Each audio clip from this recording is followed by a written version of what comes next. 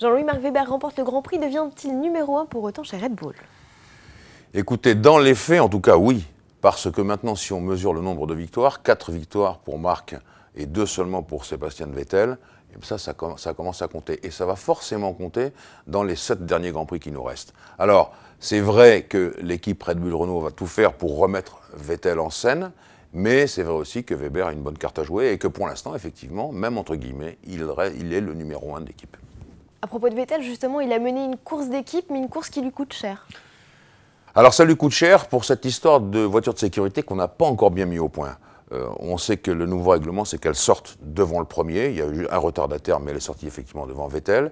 Là, Vettel, il ralentit. Est-ce qu'il veut contrôler Alonso ou est-ce qu'il veut donner un peu d'élan, d'espace à Webber? Ça, lui seul le sait. En tout cas, il ne respecte pas la règle qui lui demande d'être au minimum à 50 mètres et au maximum aussi d'ailleurs. Donc il doit être en deçà des 50 mètres. Et en l'occurrence, il se fait pénaliser, donc ça le rend fou furieux. Et il faut faire attention parce qu'il était tellement énervé que l'équipe Red Bull lui a dit de bien vouloir se calmer et de ne pas faire des déclarations à tort et à travers. Donc voilà. Globalement, Jean-Louis, les faits de course ont fait que ce Grand Prix de Hongrie n'était pas ennuyeux, contrairement à l'accoutumée. Et oui, on l'a déjà dit, Géraldine, le circuit n'est pas intéressant, mais il y a souvent des courses très animées, et celle-là l'a été. Au-delà de toute espérance, on ne s'est pas ennuyé un seul instant. Et puis je pense que la victoire de Webber a ajouté un peu cet élément de sympathie qui manquait. Et tout le monde était très content finalement, sauf Vettel, bien sûr. Vettel qui a fait la grimace d'ailleurs sur le podium pour changer. Il y a toujours quelqu'un qui n'est pas content. Oui, Vettel il n'était pas content parce qu'il en voulait au Marshall qui lui ont donné ce drive-through, ce passage obligatoire par les stands.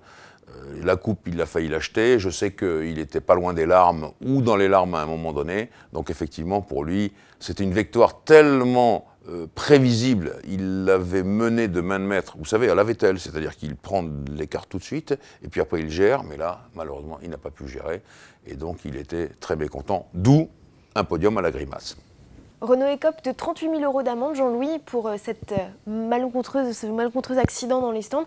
Est-ce que c'est justifié, selon vous? C'est justifié parce que le pauvre Sutil, je crois, n'y pouvait rien. Mais ce qu'il y a, c'est qu'il y a 2 versions dans cette affaire. Il y a la version de Kubica, d'ailleurs, qui dit mais le responsable de la Lollipop s'est écarté parce qu'il y avait la bousculade à cause de la roue de Rosberg. Vous savez, cette roue qui a blessé d'ailleurs un mécanicien de Williams. Et puis, chez Renault, on justifie le geste aussi du responsable de la Lollipop en disant il a vu une Williams, il a laissé la Lollipop baisser pour la Williams, mais derrière, il n'a pas vu la Force India.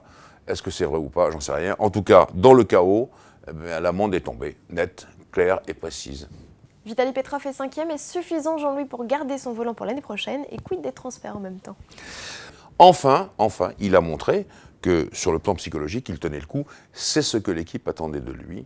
Peut-être que maintenant, il va pouvoir y rester dans cette équipe. En tout cas, pour ce qui concerne les transferts, les principales places sont distribuées maintenant. Tout est à peu près signé, que ce soit Ferrari, McLaren, Mercedes, Renault nous laisse cette question du deuxième pilote en suspens, mais globalement, si on va, même Toro Rosso a déjà signé et Red Bull aussi. Donc il y aura peu de choses sur les transferts d'ici le Grand Prix d'Italie, là où généralement on annonce toutes les signatures.